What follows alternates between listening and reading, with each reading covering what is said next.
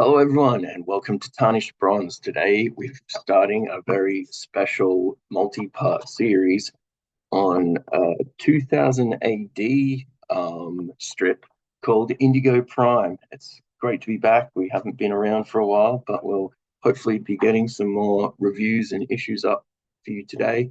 And of course, I am talking about Indigo Prime, John Smith, Chris Weston, and just a fantastically imaginative sort of science fiction strip from 2000 AD, and it really is wonderful. Um, John Smith is someone who has a long history with 2000 AD, sort of like from the late 80s, really. He had Tyrannus Rex and Fervent and Loeb, which are kind of in the Indigo Prime world, or the Smith verse, as he called it.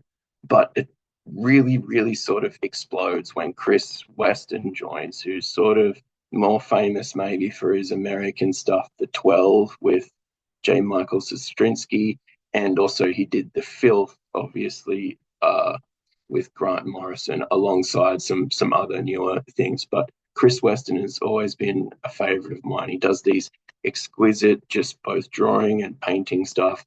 And Indigo Prime is kind of where it really sort of coalesced and exploded for them. And it's one of the first and most interesting things that I read as a youngster. So this was before my time. I think my first issue of 2000 AD was maybe 92, 93, whereas this is 1990. So this is going back a little bit.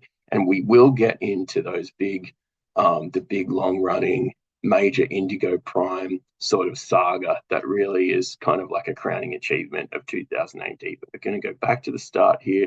This is Indigo Prime, and this is the back cover actually of the prog that I just showed you. And this is the first instance of Indigo Prime, and they really kind of do it in the guise of an info dump, which just so happens to be a guided tour through the Indigo Prime facility. So that's the kind of conceit, and it's done within the strict strictures of the 5-page Future Shock 2000 AD strip. So it's kind of, subverting this. It's not a one and done. This kind of goes on into more and more things. And basically, to cut a long story short, the Indigo Prime organization is maintained with sort of, or is charged with maintaining reality and the time stream across across the multiverse. So this is a very, very densely packed series with a lot of ideas. And just as you can see, the imagination, the detail in these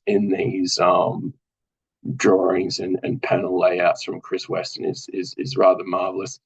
Um, is like I said, we start out, we've got this sort of guided tour by one of the sort of sub directors of the Indigo Prime organization. As you can see, one of the people from New York is really worried about whether the New York Giants will win the series or not. So it's kind of like it's got that little bit of humor, but it has these great details and this wonderful imagination and this really rich sort of panel design. You can see these here, they all are sort of bleeding into one another.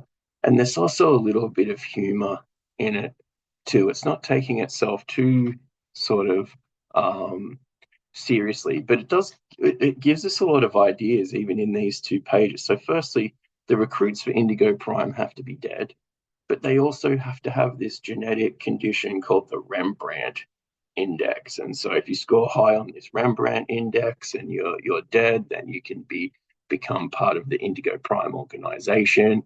And then also there's a whole thing about how you change your body when you join the organization. And it's not a one size fits all sort of CIA. There's various different sort of facets of it. And so you can see that they're going on about the scene shifters, and they kind of are charged with sort of maintaining a spatial reality. And you can see there right now the scene shifters are charged with dealing with the black hole terrorist front. So already there's some wonderful sort of concepts going on. The seamsters are designed to keep timelines in check. And the Imagineers are kind of dealing with the culture, like the sort of gestalt thought of different sort of communities and so on. And so, like I said, it's just a really rich in ideas, and they've also woven in some of these back stories that John Smith did in Tyrannus Rex and Fervent and Loeb, just to kind of like try and stitch it all together so it would make something bigger than the whole. And of course, this is a future shock, so I'm not going to spoil it, but you can sort of read here what goes on, and it's really leaving your imagination to sort of act as a springboard for where these stories are go. Who is the black hole terrorist front? And let's just say that the ending does not exactly end as a guided tour through the gift shop. So John Smith is really planting some seeds here. But the star of the show really is Chris Weston. He's expressive, he's detailed, and he's got this amazingly dense sense. And you can see from the costumes, you can see, the outfits and the world that they're sort of inhabiting and the scenes that he's making. It's just wonderful, wonderful art and a really strong script. And this is sort of the first kind of inkling that we get that some of these stories are going to be part of a bigger thing, and we'll sort of cover all of them as we go, all the way through to the sort of crowning achievement later on. I think it's a 10 or a 12-part sort of little mini saga. But anyway, this has been Tarnished Bronze. We're really, really glad to be back, and we hope that you can dig out some of these old English 2000 ADs. They really are great. And you can usually find them pretty easily, or big tranches of them in the back issue bins.